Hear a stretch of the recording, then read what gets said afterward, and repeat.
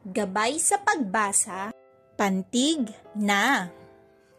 Bago ang lahat, please don't forget to like and subscribe to my channel.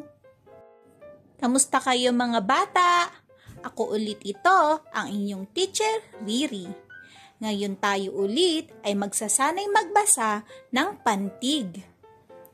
Una kong babasahin at pwede nyo akong sundan. Ready na ba kayo? Tara, umpisahan na natin.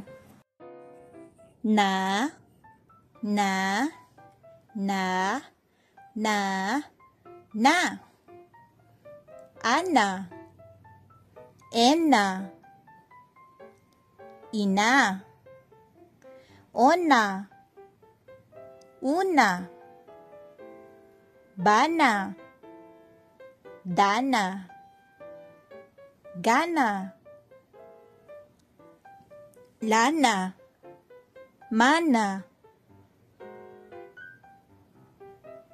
naga, naka, nana, mana.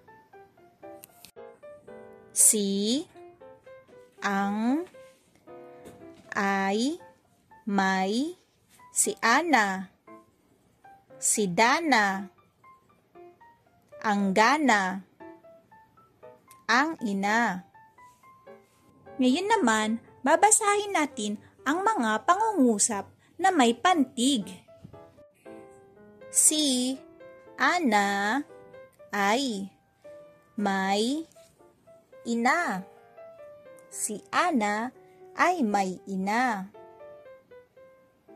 Si Ena ay may lana. Si Ena ay may lana. Si Ona ay may lana. Si Ona ay may lana. Si Dana ay may gana. Si Dana ay may gana. Si Ina ay may lana. Si Ina ay may lana. Good job mga bata! Huwag niyong kakalimutang mag-practice pa magbasa at subaybayan niyo ulit ang mga susunod ko pang video para matutunan niyo ang iba pang aralin. Maraming salamat at hanggang sa muli, paalam!